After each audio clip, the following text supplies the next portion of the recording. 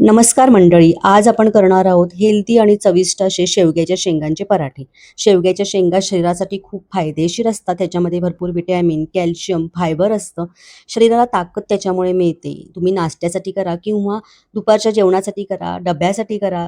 पटकनही होणारी रेसिपी आहे. व्हिडिओ आवडला तर लाईक करा. यूट्यूबवर बघत असाल तर हाईप करून मला जास्तीत जास्त पॉइंट्स द्या.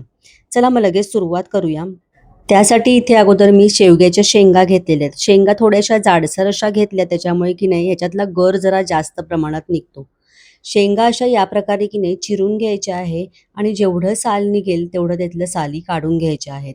पूर्णपणे साल निघालं नाही तरी सुद्धा काही हरकत नाही, कारण आपण ह्या शेंगा शिजवून घेणार आहोत. सगळ्या शेंगा इथे मी चिरून घेतलेल्या आहेत.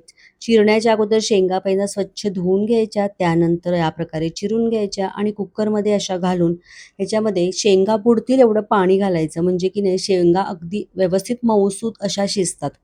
शक्यतो कुकरमध्येच ह्या शेंगा शिजून घ्या, म्हणजे जास्त वेळ लागत नाही.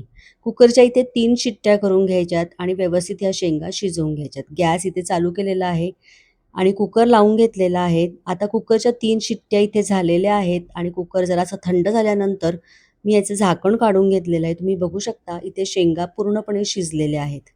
3 शिट्ट्यामध्ये या अगदी मऊसूत छान शेंगा शिजतात. आता ह्या शेंगा आहेत की नाही मिक्सरच्या जारमध्ये घालायच्या आणि याच्यातला गर सगळा आपल्याला काढायचा आहे. या प्रकारे केल्यामुळे काय होतं, की थोडाही याच्यातला गर वेस्ट होत नाही, चोथा बाजूला होतो आणि पूर्णपणे यातलं पूर्ण आपल्याला शेंगाचा गर मिळतो. हे बघा या प्रकारे अगदी मी फाईन असं याची पेस्टच करून घ्यायची आपल्याला. आणि त्यानंतर एक चाळण घेतलेली आहे. चाळणीमध्ये या सगळ्या शेवग्याच्या शेंगा ज्या आपण मिक्सरमध्ये फिरवून घेतलेल्या आहेत त्या घालायच्या अशा आणि चाळणीने पूर्णपणे गाळून घ्यायच्या. ह्याच्यातला जो गर आहे ना तो पूर्णपणे खाली निघतो आणि चोथा म्हणजे वरची जी सालं काही वेळा निघालेली नसतात किंवा त्यातल्या ज्या काट्या वगैरे असतात तो चोथा सगळा वरती राहतो. त्याप्रकारे आता शेवग्याच्या शेंगातला मी सगळा गर इथे काढून घेतला. हे बघा, ही अगदी सोपी पद्धत आहे, सोपी ट्रिक आहे. ह्याच्यामुळे काय होतं माहिती आहे का, सगळा गर निघतो आणि की नाही पूर्ण आपल्याला ह्याच्यात ते सुद्धा मिळतात. शेवटला मी असं हातानेच हे पिळून घेते. हे बघा या प्रकारे जरी तुम्ही केलं की नाही पूर्ण पूर्ण ह्यातला गर निघून गेला. हा चोथा जो वरती राहिलाय तो काढून टाकून द्यायचा आपल्याला आणि जो हा शेवग्याच्या शेंगांचा गर आहे याच्यामध्ये की नाही आपल्याला पीठ भिजवायचं आहे. मी इथे 2.5 कप गव्हाचं पीठ घेतलेलं आहे. त्याचबरोबर इथे अर्धा वाटी होईल एवढं बेसन पीठ ह्याच्यामध्ये घातलं. चवीनुसार मीठ घातलेलं आहे आणि लाल तिखट घातलेलं आहे.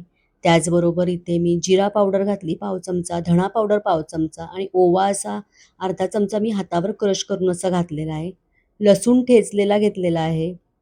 एक 10 ते 12 पाकळ्या होत्या लसणाच्या. त्यानंतर कोथिंबीर चिरलेली घातली आणि इथे लाल आणि हिरवी मिरची मी ओली मिरची का ती चिरून घेतली आहे. हळद आणि हिंग घालायचा.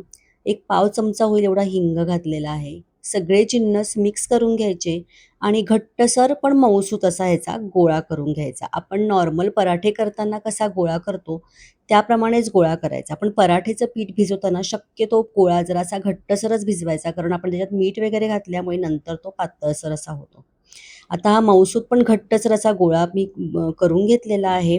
पीठ भिजवून घेतलं, थोडंसं तेलाने याला वरती ग्रीस करून चांगलं मळून घ्यायचं. या प्रकारे तिंबून असं मळून घेतलं की नाही मऊसूत आपले छान पराठे तयार होतात. एक 10 मिनटं आपण हे रेस्टसाठी ठेवूया. 10 मिनटं हे पीठ चांगलं भिजतंय तोपर्यंत इथे तवा मी गरम करून घेते. तवा गरम करत ठेवलाय. एक 10 मिनटं झालेली आहेत. त्यानंतर आता ह्यातला एक गोळा काढून घ्यायचा आणि आपल्याला हा पराठा लाटून घ्यायचा आहे.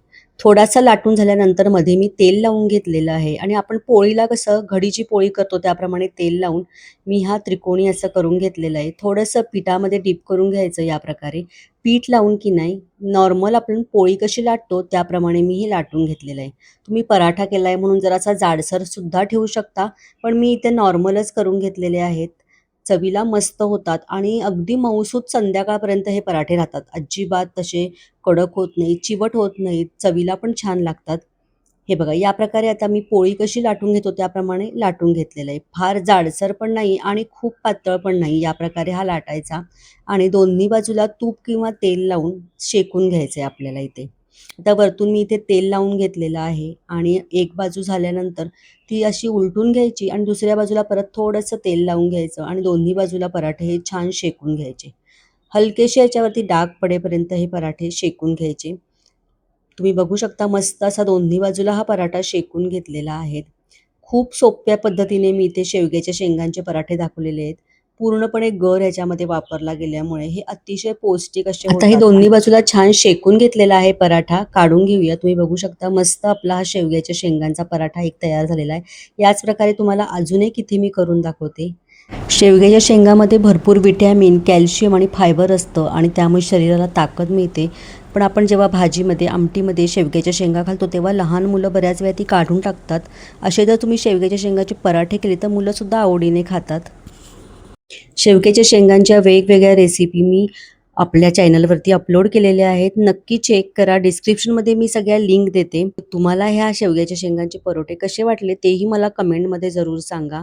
या पराठ्याला शेवग्याच्या शेंगांचा फ्लेवर मस्त असा येतो. त्याचप्रकारे हे अतिशय पौष्टिक असल्यामुळे मुलांना तुम्ही डब्यामध्ये सुद्धा हे पराठे देऊ शकता.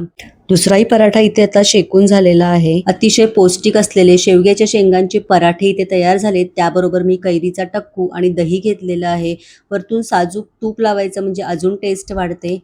कैरीचा टक्कू कसा करायचा याची रेसिपी तुम्ही बघितली नसेल तर तोही व्हिडिओ मी अपलोड केलेला आहे. डिस्क्रिप्शनमध्ये तुम्हाला लिंक देते. नक्की चेक करा. व्हिडिओ आवडला तर लाईक करा, शेअर करा, कमेंट करा आणि यूट्यूबवर बघत असाल तर हाईप करायला विसरू नका आणि सबस्क्राईब करा चॅनलला अजून केलं नसेल तर. आणि फेसबुकवर बघत असाल तर लाईक करा आणि पेजला माझ्या फॉलो करा. धन्यवाद.